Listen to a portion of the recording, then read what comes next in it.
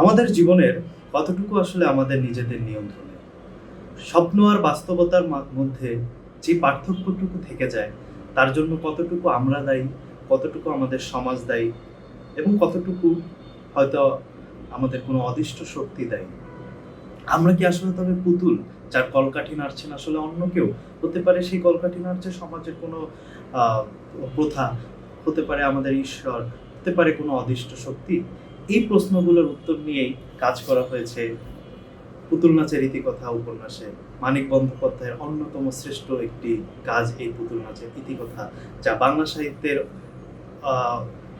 বাংলা সাহিত্যের অন্যতম শ্রেষ্ঠ উপন্যাস হিসেবে যাকে স্বীকৃতি দেওয়া হলে খুব একটা কম হয়তো বলা হবে, ভুল হয়তো বলা হবে না। তো আমরা যদি দেখি পুতুল নাচের ইতিকথা উপন্যাসটি আবর্তিত হয়েছে গাউদিয়া গ্রামে মধ্যবিত্ত এবং নিম্ন মধ্যবিত্ত সমাজের মানুষদের নিয়ে। এর কেন্দ্রীয় চরিত্রে রয়েছেন শশী ডাক্তার, যিনি কলকাতা থেকে ডাক্তারি পড়ালেখা করে বর্তমানে তার নিজ গ্রামে ফিরে গিয়েছিলেন কিছুদিন মানুষের সেবা করার জন্য। তবে কতটুকু তার সেবা করার মানসিকতা, কতটুকু তার পরিবারের আদেশ অমান্য করতে না পারার অক্ষমতা, এটি পাঠক নিজেই ঠিক করে নিবেন। তবে আমরা উপন্যাসের পূর্বিতে দেখতে পারি যে তিনি প্রতিনিয়ত চেষ্টা করছেন তার গ্রাম থেকে বেরিয়ে যেতে। কারণ সেখানে আমরা দেখতে পাই যে তার যিনি বাবা রয়েছেন তিনি কিছুটা মহাজন প্রকৃতির লোক। তার সাথে শশী ডাক্তারের খুব একটা বনিবনা হয় না। কিন্তু ভাগ্যের জাতাকলে আটকে পেরে শশী ডাক্তারের কি কখনোই আসলে এই গ্রাম ছেড়ে বেরিয়ে যাওয়াটা সম্ভব হয়? এছাড়াও আমরা দেখতে পাই এই উপন্যাসে আরো কিছু চরিত্র রয়েছে, যেমন কুসুম, শশী, কুমুদ, যাদব পণ্ডিত, পাগলা দিদি, যামিনী। তাদের সবারই বৈশিষ্ট্যের একটি জীবনের একটি কমন বৈশিষ্ট্য হলো তারা সবাই কোনো একটি অপূর্ণ স্বপ্ন লালন করছেন। কেউ হয়তো সম্মান চান, যেটি কোনোভাবেই সে অর্থ উপার্জন করতে পারলেও মানুষের প্রতি প্রকৃত যে সম্মান মানুষের পক্ষ থেকে সেটি হয়তো তিনি পাচ্ছেন না। কেউ হয়তো অর্থবিত্ত চান, কেউ হয়তো প্রভাব প্রতিপত্তি চান, কেউ চান হয়তো ভালোবাসা। যেমন আমরা দেখতে পাই কুসুম একসময় শশী ডাক্তারের প্রতি তার ভালোবাসা নিবেদন করলেও শশী ডাক্তার ভয়ে অথবা সমাজের নিয়মের চাপে অথবা অন্য কোনো দ্বিধাদ্বন্দ্বের কারণে সেই প্রেমের আহ্বানকে সাড়া দেন না। এতে কুসুম একসময় মানসিকভাবে ভেঙে পড়ে এবং একটা সময় পরে যখন আসলে শশী ডাক্তারের মনে হয় যে কুসুমের কাছে ফেরত যাওয়া উচিত, ততক্ষণে হয়তো অনেক দেরি হয়ে গিয়েছে।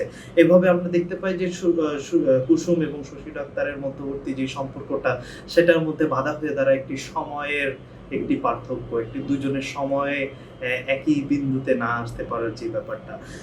এছাড়াও আমরা দেখতে পাই কিছু মানুষ এখানে শহরে যেতে চায়, কিছু মানুষ কিছু দীর্ঘ সময় ধরে লালন করা স্বপ্ন বাস্তবায়িত করতে চায়, কিন্তু কোনোভাবেই কি সেই স্বপ্নগুলো বাস্তবায়িত হয় না, বা কেন হয় না? এই প্রশ্নগুলা আপনারা খুঁজে পাবেন আসলে পুতুল নাচের ইতিকথা বইটিতে।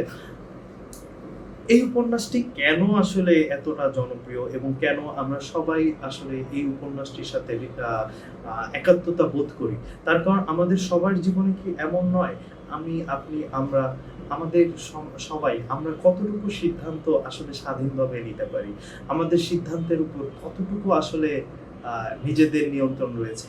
আমরা কি করতে পারি? আমরা হয়তো সর্বোচ্চ নিজের সর্বোচ্চটা দিয়ে চেষ্টা করতে পারি, কিন্তু সেই চেষ্টার ফলাফল অনেক কিছুর উপরে নির্ভর করে। সেটা হতে পারে সময়ের উপরে, কিছুটা হতে পারে প্রকৃতির উপরে, কিছুটা হতে পারে অপর পক্ষের মানুষ বা আপনি যার সাথে কোনো একটি ব্যাপার নিয়ে দ্বন্দ্বে রয়েছেন তার চিন্তা ভাবনার উপরে, তাই না? সো সেগুলোর উপর তো আমাদের নিয়ন্ত্রণ নেই। তাহলে আমরা যদি উপর থেকে চিন্তা করি, এই পুরো ছবিটার, এই পুরো জীবনযাপনের যে ধারাটার, পুরো ইচ্ছাশক্তির ব্যাপারটার মেইন কলকাঠি আসলে কোথায়? আমরা যদি কিছু পুতুল হয়ে থাকি, ও আচ্ছা, স্পয়লার অ্যালার্ট, এই পুতুল নাচের ইতিকথায় আসলে কোনো পুতুল নাচের ঘটনা নাই। পুরো ব্যাপারটাই আসলে রূপক অর্থে এই নামকরণটি করা হয়েছে। এটা স্পয়লার অ্যালার্ট দিয়ে রাখলাম। এখানে পুতুল আসলে আমি, আপনি, আমরা সবাই, আমরা আসলে জীবনের মঞ্চে আমরা সবাই আসলে পুতুল। কিন্তু এই পুতুলের কলকাঠি আসলে কোথায়? আমাদের এই পুতুলের যে সুতাগুলা, এই সুতাগুলো আসলে কতটা শক্ত? এই ব্যাপারগুলা নিয়েই কাজ করা হয়েছে বা চিন্তা করা হয়েছে এই পুতুল নাচের ইতিকথা উপন্যাসটিতে। আমি সবাইকে অবশ্যই বলবো এই উপন্যাসটি একবার অন্তত পড়ার জন্য এবং একটু চিন্তা করার জন্য যে আসলে এই ব্যাপারগুলো কিভাবে হচ্ছে। সো ডিসকাশন উইথ সাদির, ইউটিউব চ্যানেলে আপনাদের সবাইকে স্বাগতম এবং সাথে থাকার জন্য ধন্যবাদ। সাবস্ক্রাইব করে আমার পাশে থাকবেন। ধন্যবাদ।